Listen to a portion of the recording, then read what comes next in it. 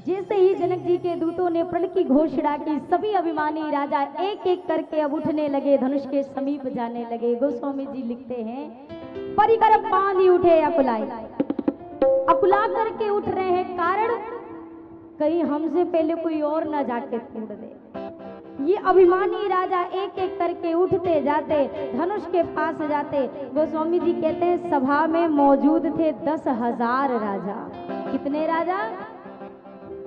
इधर वाले 10,000।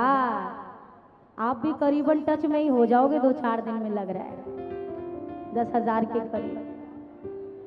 10,000 राजा मौजूद थे। और होता क्या था, एक राजा जब धनुष तोड़ने जाता था तो पीछे के 9,999 भगवान से कहते थे, भगवान कृपा करना इससे धनुष टूटना। एक राजा अपने भगवान को मना के जाए, भगवान तुड़वा देना, हमसे उठवा देना, और पीछे से 9,999 के भगवान हीलने भी मत देना इससे। तब उससे धनुष हिले ही ना। अब वो सर झुका के वापस आए, दूसरे राजा उसकी हंसी उड़ाए, देखो गए थे शान से धनुष उठाने, देखो कैसे मुंह लटका के चले आ रहे। वो राजा जो हार के आया था वो कहे, बेटा जाओ, तुम्हें भी पता चलेगा जब तुम उठाओगे। और बड़े आश्चर्य की बात, वो जो हार के अभी अभी आया है ना, वो भी आके गद्दी पे बैठे तो 9,999 में शामिल हो जाए। भगवान हमसे ना टूटा तो इससे भी उठना। अब ये भी 9,999 में आ गया। अब ऐसा कर रहे एक एक राजा। गोस्वामी जी ने कहा, अंततः सभी राजाओं ने सुनिश्चित किया, चलो मिलकर धनुष तोड़ते हैं। एक साथ 10,000 राजाओं ने जब कहा कि एक साथ धनुष तोड़े, तो आपस में चर्चा हुई, हम हैं 10,000 कन्या हैं, एक विवाह किससे होगा? बोला धनुष टूटने के बाद युद्ध होगा, और जिसकी खोपड़ी बच जाएगी वही के गले में जयमाला पड़ेगी। अब ये पहले से तय है कि आज एक हो जाओ, बाद में तो मारना काटना है ही। अब इनकी एकता कितनी मन से जुड़ी होगी ये तो ठाकुर जी जाने। लेकिन गोस्वामी जी ने लिखा, भूप सहस 10 कहीं वारा लगे, उठावन टरई नटारा। भूप सहस 10 कहीं वारा लगे, उठावन टरई नटारा। दिगई न शंभु सरासन कैसे, शंभु सरासन कैसे। कामी वचन सती मन जैसे, कामी वचन सती मन जैसे। सबल भये जोग उपहासी, भये जोग उपहासी। जैसे बिन विराग सन्यासी, बिन विराग सन्यासी। जैसे बिन विराग सन्यासी। भूप सहस 10 कहीं वारा। 10,000 राजाओं से भी जब धनुष नहीं हिला, अब जनक जी महाराज ने जब यह दृश्य देखा, उनसे नहीं रहा गया। श्री जनक जी महाराज अब खड़े हुए, सभी सभासदों से कहा, क्या अब आप सभी लोग बैठकर दृश्य देखते हैं? मैं समझ गया आप सभी राजाओं के वश की बात नहीं। दीप दीप के भूपति नाना, दीप दीप के भूपति नाना। आए सुन हम जो पनुठाना, आए सुन हम जो पनुठाना। तजहु आस निज निज गृह जाहु, तजहु आस निज निज गृह जाहु।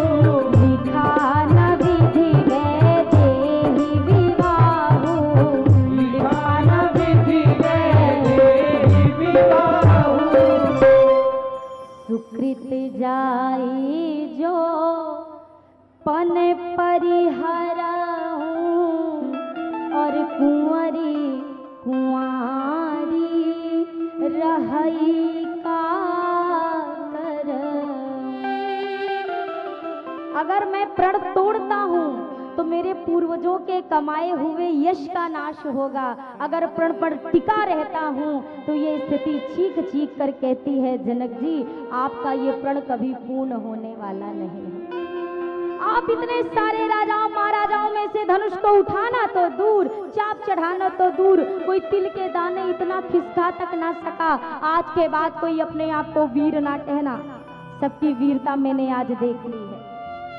जनक जी ने जानबूझकर कहा, ये कठोर शब्द पूरे सभा के समक्ष क्यों बोले कि कोई वीर नहीं है? क्यों बोला?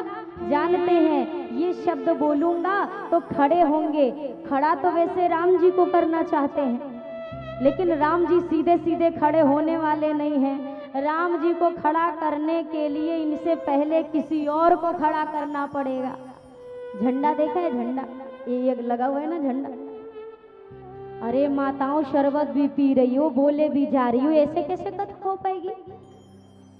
और आप इससे बात करेंगे तो फिर मैं ये चीज अब भी बंद कराऊंगी, फिर आखिरी में पीते रहना शरबत लास्ट में। कथा के बीच में बहुत डिस्टरबेंस होती है। आपसे मेरा निवेदन है ऐसे नहीं करो।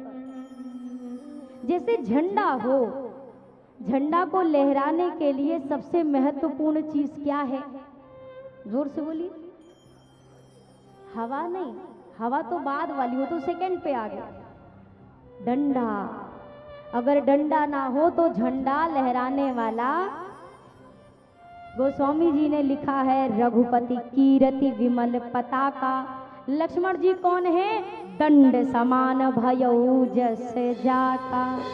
राम जी की कीर्ति रूपी ध्वजा को लहराने के लिए लक्ष्मण भैया डंडे का काम करते हैं। जनक जी जानते हैं झंडा तब लहराएगा जब तक ये डंडा ना खड़ा हो, तब तक झंडा लहराने वाला। तो पहले किसी और को खड़ा करो। वो क्यों खड़े होंगे? जब उनके भैया पर बात आएगी तो ये अपने आप खड़े होंगे। जनक जी ने एक बार कहा धरती में कोई वीर नहीं है। लक्ष्मण जी को रोष आया पर शांत रहे। फिर से जनक जी ने अपनी बात दोहराई, आज के बाद कोई अपने आप को वीर मत कहना, मैं जान गया यह धरती वीरों से खाली हो चुकी। अब इतना सुना ही था, अब लक्ष्मण जी से ना रहा गया। लक्ष्मण जी खड़े हुए, राम जी को प्रणाम किया और लक्ष्मण जी ने कहा, भैया जिस सभा में एक भी सूर्यवंशी उपस्थित हो उस सभा में ऐसा बोलने का साहस कोई नहीं कर सकता। और आपके होते हुए जनक ने ऐसे अब शब्द कहे। आज लक्ष्मण भैया ने जनक जी को संबोधित करते हुए कहा, अरे कही जनक जैसे अनुचित बानी, जनक जैसे अनुचित विद्यमान रघुकुल मनि जानी,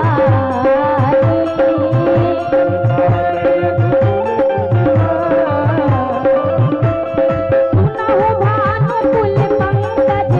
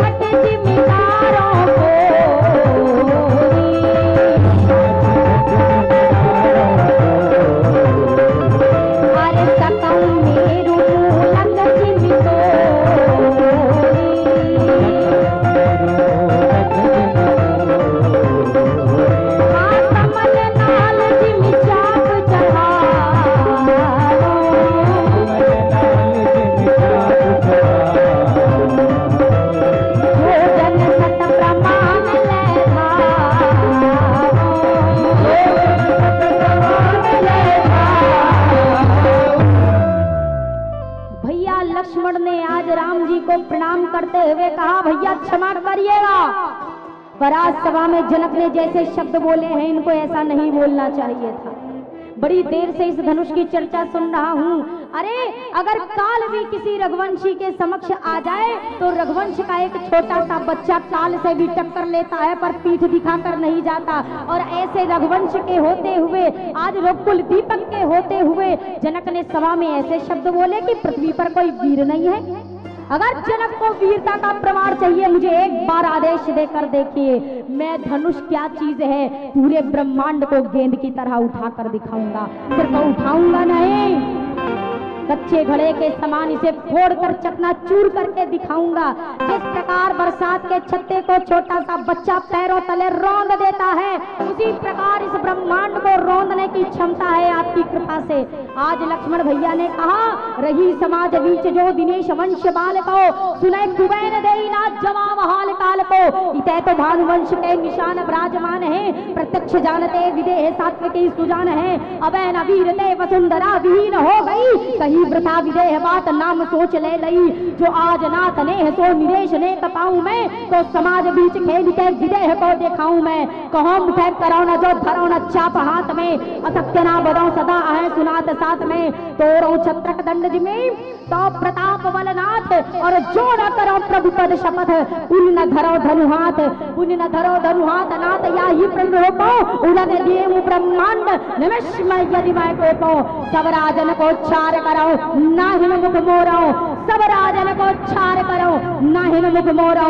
चरण कमल उरलाय नाथ पल महाधनु तोरो। सच्चे योद्धा सच्चे क्षत्रिय अपमान नहीं सह सकते हैं, जिनको सुनने की ताब नहीं वो चुप कैसे रह सकते हैं। रघुवीर राम जी के होते अनुचित वाणी कह डाली है, ये शब्द हृदय में चुभता है पृथ्वी वीरों से खाली है। ये शब्द हृदय में चुभता है पृथ्वी वीरों से खाली है। जैसे लक्ष्मण भैया ने रोष भरे शब्द बोले, धरती मां पर असर दिखाई दिया क्या? अरे लखन सकोप वचन जे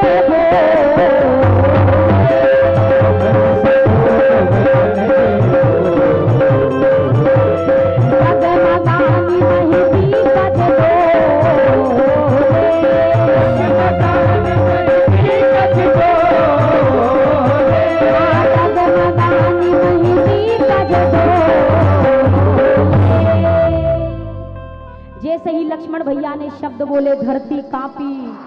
मिथिला वालों ने कहा, शुक्र है खाली छोटका ही खड़ा हुआ है, अभी बड़का तो भया ही नहीं। छोटे वाले के बोलने से ही धरती कांप गई। राम जी ने आंखों के इशारे से लक्ष्मण जी को अपने पास बुलाया। जोश में आइए, पर जोश में होश खोना सही बात। लक्ष्मण भैया जोश में हैं पर पूरे होश में है। सब करूंगा, कैसे करूंगा? तब प्रताप बलनाथ, अपने बल से नहीं आपके बल से करूंगा। लक्ष्मण भैया को राम जी ने अपने निकट बुलाकर बिठाया। लक्ष्मण भैया ने कहा, भैया अब विलंब ना करिए। विश्वामित्र जी ने शुभ समय देखा, राघव जी को बुलाया अपने निकट और राघव जी के शीश पर वरद हस्त फेर कर आदेश दिया है, रामा विश्वामित्र समय शुभ जाने, राम सिया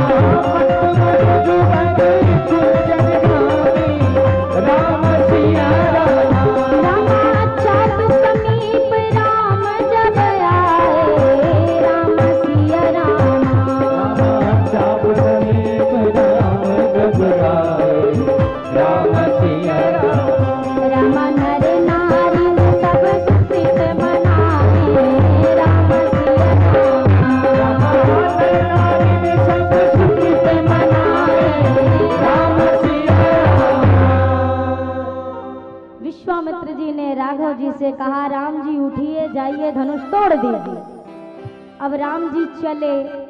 अब राम जी को वैसे हमेशा गोस्वामी जी सिंह की उपमा देते हैं, पर आज गोस्वामी जी ने सीधा हाथी की उपमा दी। मत मंजुवर कुंजर गामी, जैसे जंगल के बीच में मतवाला मदमस्त हाथी अपनी गंभीर चाल से चला जाता है, आज राम जी वैसे ही जा रहे हैं। हाथी की उपमा क्यों दी, कारण समझिए और बहुत जल्दी समझिए, समय कम है। जिस प्रकार से जब गांव की गलियों में हाथी निकलता है ना, तो हाथी के आगे गांव भर के जितने बड़े बूढ़े हैं हाथ जोड़कर खड़े हो जाते हैं, गजराज आ रहे हैं। ये तो आगे वालों का हाल है, और हाथी के पीछे गांव भर के जितने कुत्ते हैं आपको हाथी के पीछे नजर आएंगे। इन दोनों की क्या दुश्मनी है ये आज तक बड़े से बड़ा साइंटिस्ट पता नहीं कर पाया, लेकिन फिर भी कुत्ते नजर आते हैं और क्या करते हैं, भौंकते हैं। पर हाथी दोनों के बीच क्या करता है, हाथ जोड़ने वाले के पास रुकता नहीं है और भौंकने वाले की तरफ देखता नहीं है।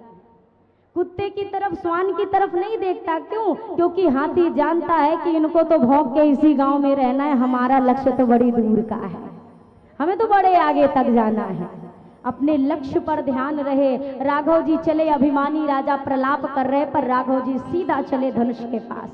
लक्ष्मण भैया ने सभी जितने दिग्पाल हैं सबको सावधान किया, धरती को सचेत किया, और राघव जी धनुष के पास जाकर खड़े हो गए। मिथिलापुरवासी कहते हैं, हे विधाता, अगर कुछ पुण्य किया है उसका ये फल दे देना। इस शिव धनुष को कौन तोड़े? कोई गोरखा ना तोड़े, कोई करिका भी ना तोड़े, कौन तोड़े?